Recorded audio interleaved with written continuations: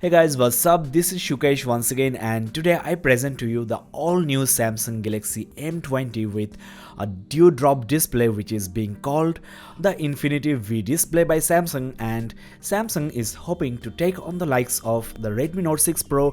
So let's see what this device has to offer. This is the specs. For the price of 13,000 rupees, it's the best phone Samsung has ever produced. So I have big hopes for this phone. After all, it's Samsung and the specs are also really good. The lower storage version at 11,000 rupees is also quite value for money since you get dedicated SD card slot. I will talk about all the aspects of this new M20 in this video. Let's quickly check the box contents. First of all, you get these booklets. Then this is the device itself. There are two color variants, charcoal black and ocean blue. I got the charcoal black. The wrapping is kind of dirty already. There are some dust inside. Let's quickly unwrap and turn on the phone. There you go, the display is huge. It's 6.3 inches PLS LCD and the dewdrop at the top kind of looks cute. In fact, the screen looks like an M, that's why the M branding I think. Now I'm not into notch displays that much, but the M20's display is acceptable, especially considering the price tag. Moreover, the bezel at the bottom is also narrower compared to Redmi Note 6 Pro, and here at the top, as you can see, the notch is really big and annoying on the Xiaomi smartphone. Now let me show you the flagship of Samsung, that is the Note 9. Here at the bottom you can see the bezels are very close, but the top part is much better looking on the M20. The screen to body ratio, the aesthetics are superior on the new Samsung mid-range. Now there you have the iPhone XS Max, the original notch wall of phone, and you can see the screen coverage yourself. But the iPhone is the true edge-to-edge device, especially at the bottom. Now it's worth noticing, despite having this big display, the new M20 is kind of compact. It's usable with one hand. There I have the younger brother M10 with the price tag of just 9,000 or 8,000 rupees, and the screen size is actually very close, though it's slightly smaller and the bezel is slightly thicker at the bottom. Now I personally think the ocean blue color is kind of funky or fancy. It's up to you which one you prefer. Both are basically plastic, no glass or metal. Thanks to the 5000 mAh battery, M20 is kind of thick and bulky. It's 8.8mm, but I really don't mind that considering the battery life would be much better than M10. I will make a separate comparison video. Let's set this device up. Now once you set the phone up, you get this window which will collect your information, and I think you should skip this because it's I think a very clever or subtle way to feed you bloatware apps, and there go some other apps that will be installed into your phone automatically if you don't unselect. So definitely avoid this part, and also don't allow this adware to collect your information and feed you applications. There you go, the phone is ready. Let's have a close look at the display. It's not AMOLED, but the color rendering seems quite good. It's very crisp. The resolution is 1080 by 2340 with 409 ppi, and the aspect ratio is 19.5:9.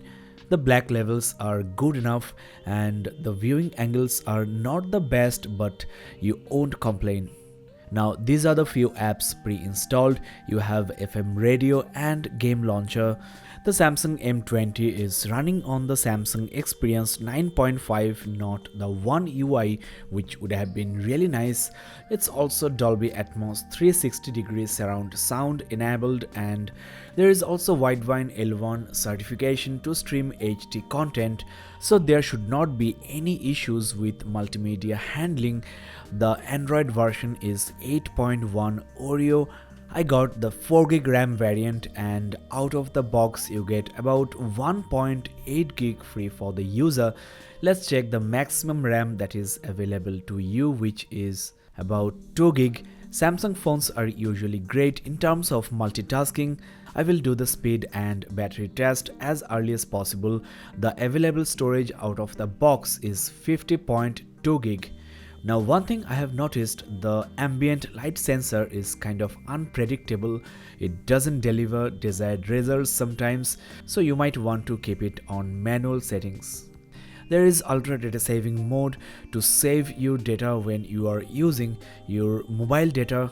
There are some popular Samsung tricks and tweaks, especially this game launcher will enable you to voice over and record your games. You get this one-handed mode to shrink the display to your right or left. There is another option to do the same thing, that is by triple tapping the home key. So for one-handed usage or one-handed typing, this is a lifesaver. There is also finger sensor gesture, that is you can use the sensor to pull down the notification center. It's very responsive actually. There is this device assistance app which is a smart tool. I will talk about this on my tips and tricks video. With multi-window you can split the screen into two, run two apps simultaneously on the screen. Though this app is not supported, so you need to have two compatible apps. Now what I like most is the pop-up view action, that is if you swipe down from either corners at the top on compatible applications, you can shrink the window into a floating window which can be moved anywhere, and you can click on the home icon to minimize these windows into floating icons, just like that. So this is how you truly multitask on your Galaxy M20. I'm just giving you a glimpse of the features on this Samsung mid-range. A separate video will be uploaded with the tips and tricks, so make sure you subscribe and keep in touch. You can simply make a call by raising the phone to your ear. There is also Smart Alert Easy Mute, that is mute the phone by flipping. You can make a call by swiping right, and swiping left will send a message. There is also chat over video, that is watch movies and chat at the same time. With Dual Messenger, you can duplicate your compatible messaging applications and maintain two profiles simultaneously. For example, there I have the original Facebook and also the duplicate Facebook account, so I can maintain two Facebook accounts. Lastly, I can increase the touch sensitivity of the screen for use with screen protectors. So this Samsung phone is packed with numerous software features which make it the true smartphone. Now the main camera at the back is of 13 megapixel with f1.9, and the secondary camera is basically an ultra-wide 120-degree camera with 5 megapixel shooting. I think this is the most practical dual camera setup. I mean, a single camera might be enough for background blur, but ultra wide lens is very useful if you are shooting indoor or even for landscape photography, to include everything in front of you. And there is slight distortion or fish eye effect for the wide angle lens, and of course it's not bad at all. In fact, it creates a great effect. The camera at the front is of 8 megapixels with maximum aperture of f2.0. So in terms of camera resolution, so it kind of loses to its competitors like Redmi Note 6 Pro, but of course it's all about the quality, not the resolution. I will talk more about this in the full review. There is no LED notification light on this phone to make space for the display, and the fingerprint sensor is at the back, which I don't mind of course, but what bothers me, there is no dip on the sensor or no framing, so it kind of actually irritating to look for the sensor at the back, which should not be the case. The touch sensitivity is okay, not the fastest, but it works just fine. As you can see, the wallpaper changes every time you unlock the phone. Now unlike the Galaxy M10, the speaker is not at the back but at the bottom of the phone, which is the perfect place. Also on M10 you get micro USB port, but here on this M20 it's Type-C. This is the primary microphone hole, the 3.5mm headphone jack. This smartphone takes 2 nano SIM cards and the SD card slot is dedicated, expandable up to 512 gig.